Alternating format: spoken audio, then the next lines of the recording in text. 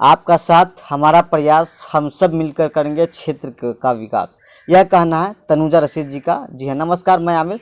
हम खास बात कार्यक्रम के तहत हम आप पहुँचे हैं कटिहार के बराड़ी में, और हमारे साथ यहाँ पे जिला परिषद की उम्मीदवार हैं, क्षेत्र संख्या 9 से हैं। हम इनसे कुछ बातों पर मुखातिब होते हैं। वेल, सबसे पहले हम केटी न्यूज़ कटिहार से रूबरू होने के लिए आपका धन्यवाद मैडम। आपका भी बहुत बहुत धन्यवाद। मैडम, हमें बताएं, राजनीति कब से कर रही हैं और क्यों, वजह? वैसे राजनीति में तो हाल फिलहाल में ही पिछले साल एंट्री की हूँ। इससे पहले मैं एक सामाजिक कार्यकर्ता हूँ और समाज में अपना योगदान करीब 10 वर्षों से दे रही हूँ। आप लोग भी जान ही रहे हैं, आप लोग के मीडिया का भी सपोर्ट रहा है मेरे सामाजिक कार्य को दिखाने का क्षेत्र में। तो मैं बिना पद पोस्ट पर रहे मैं सामाजिक कार्य निस्वार्थ भाव से करती आ रही हूँ। और मेरा एक जुनून है कि समाज में बदलाव आना चाहिए, क्योंकि मैं एक उसी तबके से, उसी मिडिल क्लास की फैमिली से ऊपर आई हूँ और बहुत सारी समस्याएं मेरे सामने आई।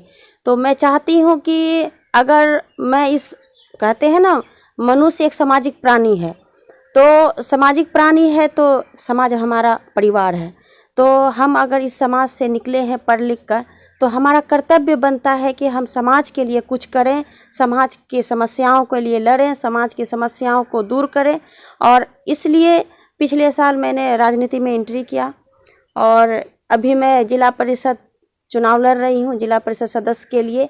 और विभिन्न क्षेत्र में मेरा दौरा हमेशा तो चलता ही रहता है, सभी समस्याओं से अवगत रहती हूँ, लेकिन मैं सभी समस्याओं को नोट करती हूँ। ये बहुत ही बड़ी कहीं ना कहीं कमी है हमारे क्षेत्र में, जो कि अच्छे नेता आने का जरूरी है। मैडम, हमें बताएं, पिछले बार जो 5 वर्ष जो रहे, पिछली बार जो थे जिला परिषद, उनके कार्यकाल क्या कुछ रहा, वर्तमान में अभी प्रखंड में आपका क्षेत्र में क्या कुछ समस्याएं हैं जो अगर आपको जनता ने मौका दिया तो प्राथमिकताएं उन चीज़ों को देंगे आप?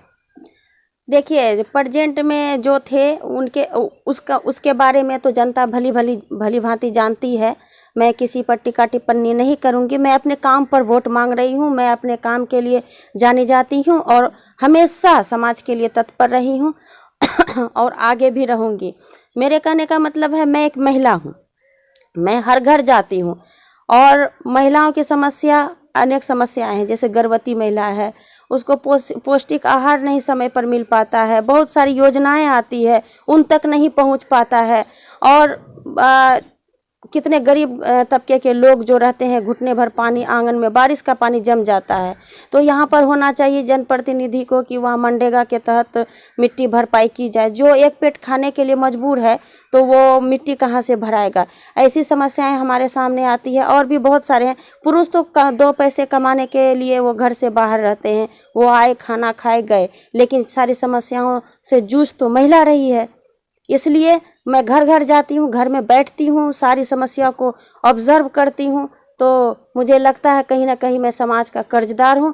मुझे समाज के लिए कुछ करना चाहिए और जनता को भी सोचना चाहिए कि हमारी नेता ऐसी हो जो दिल से काम करे और अब समाज की समस्याओं को अपना समस्या समझे। बाकी जनता तय करेगी कौन जिला परिषद अच्छे थे, कौन हैं, कौन होंगे, तो ये जनता तय करेगी। ये मैं नहीं तय कर सकती हूँ। मैडम, एक चीज़ बताएं कि लगातार देखा जा रहा है आप जनसंपर्क कर रही हैं, तो कैसा रिस्पांस मिला, क्या कुछ बता रही हैं यहाँ की जनता आपसे? जनता में बहुत ही खुशी है, खुशी का लहर है कि आप जैसी पढ़ी लिखी युवा और समाज सेवी महिला उम्मीदवार अगर आती है चुनकर, बिना स्वार्थ का आप काम करते हैं और आगे भी हम लोग को बल मिलेगा कि नहीं, हमारा नेतृत्व, हमारे समाज का नेतृत्व जो कर रही है वो एक अच्छी लीडर हम चुने हैं। उसको गर्व होगा कि मैंने अच्छा लीडर का चुनाव किया है। इस बार उन लोगों को पछतावा नहीं करना पड़ेगा। और अब तक जो कार्यकाल आप लोगों ने देखा, मैं चाहूँगी कि इससे बेहतर आगे करूँ। मैं शिक्षा के क्षेत्र में सबसे पहले काम करूँगी।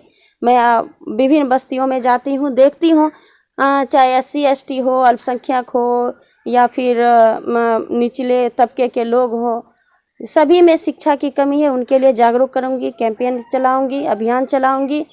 शिक्षा सुधार के लिए जहाँ तक होगा पुरजोर कोशिश करूँगी। उसके अलावा महिलाओं के लिए नारी सशक्तिकरण पर तो मैं काम कर ही रही हूँ, इसको और बेहतर करने का प्रयास करूँगी। और जो भी हमारे जिला परिषद क्षेत्र में जो भी कार्य आएंगे उसको तो मैं ईमानदारी पूर्वक करूंगी ही। साथ ही उसके अलावे जहाँ तक मुझे बन पाएगा, चाहे मुझे मुखिया का सहायता लेना पड़े, प्रमुख का सहायता लेना पड़े, समिति का सहायता लेना पड़े, मैं सारे प्रतिनिधि से सहायता लेकर, मांग कर रिक्वेस्ट कर समाज का विकास करूंगी। और प्रत्येक 3 माह में मैं प्रत्येक पंचायत में आम सभा लगाऊंगी, सारी समस्याओं को मैं नोट करूंगी। देखिए, हमारा समाज जो है, कहते हैं छोटे छोटे कस्बे में, छोटे छोटे गांव में और घर में बटे हुए हैं और छोटी छोटी समस्याएं होती है, वो नहीं पूरा होता है। आप मान लीजिए जैसे आयुष्मान कार्ड है, प्रत्येक घर में नहीं है। आधार कार्ड में किसी आधार कार्ड के लिए दौड़ रहा है, बिचौलिया सब उसको लूट रहा है। ऐसी समस्याओं को मैं दूर करूंगी, छोटी समस्याओं पर काम करने के लिए। क्षेत्रवासियों से एक अपील।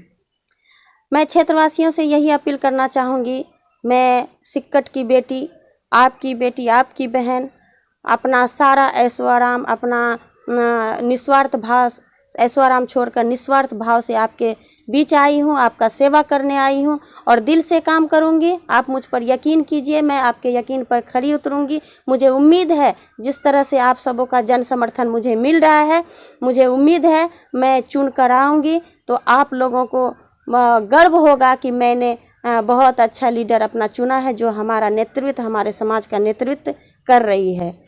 मैडम, आपके क्षेत्र में सरकार की कौन सी ऐसी योजनाएं हैं जो धरातल पर उतर पाई है, जन जन तक मिल पा रही है लोगों को? मुझे तो अभी तक नहीं लग रहा है ऐसा कोई योजना है जो धरातल पर अभी काम कर रही है। कुछ जो लोग जानते हैं, ओपनली कुछ भी योजना अगर सरकार की आती है तो ओपनली होनी चाहिए। अभी मुख्यमंत्री जी ने जो 10 लाख लोन वाला वो उद्यमी योजना, कहाँ किसी को पता चला? धरातल पर किसी को पता नहीं चला। 5 लाख लोन उसको चुकता करना था, 5 लाख का इंटरेस्ट के साथ वापस करना था। कहाँ किसी को मिला ये योजना? इसको कौन करेगा? हम लोग करेंगे ना। आप जैसे पढ़े लिखे युवाओं का, जनप्रतिनिधि का ये दायित्व बनता है कि जो लोग हमारे क्षेत्र में बिजनेस करना चाहते हैं, सरकार की योजनाएं आते हैं, ऐसे बहुत सारी योजनाएं हैं। और भी सुकन्या योजना, जो लड़की का 4 साल शादी हो जाता है उसको अभी तक नहीं मिला है सुकन्या योजना का लाभ। और जो विधवा महिला हो जाती है, उसका हस्बैंड का डेथ होने से 4 साल 5 साल हो जाता है, कभी 500 कभी 1000 कभी बिचौलिया घिंचते रहता है, लेकिन बेचारी को पैसा नहीं मिलता है। क्यों नहीं मिलता है? क्या ब्लॉक में कमी है? क्या आरटीपीएस में स्टाफ नहीं है, या फिर उस पर ध्यान नहीं दिया जाता है? मैडम, देखा गया है कि हर चुनाव में आप खड़ी हो जाती हैं, मकसद क्या? देखिए, हर चुनाव में तो खड़ी नहीं हूँ, इंटरेस्ट नहीं था मुझे राजनीति से। लोगों का समर्थन, लोगों का भरपूर समर्थन, लोगों का कहना है कि आप आएंगी तो हम लोग मजबूत होंगे। तो मैं तो पिछले बार विधायक का चुनाव में खड़ी हुई, अभी तो जिला परिषद में आई हूँ। ये नहीं है कि मैं प्रत्येक चुनाव में खड़ी हो जाती हूँ, और इंशाअल्लाह अगर विश्वास रहेगा जनता का तो ज़रूर जीत दिलाएगी।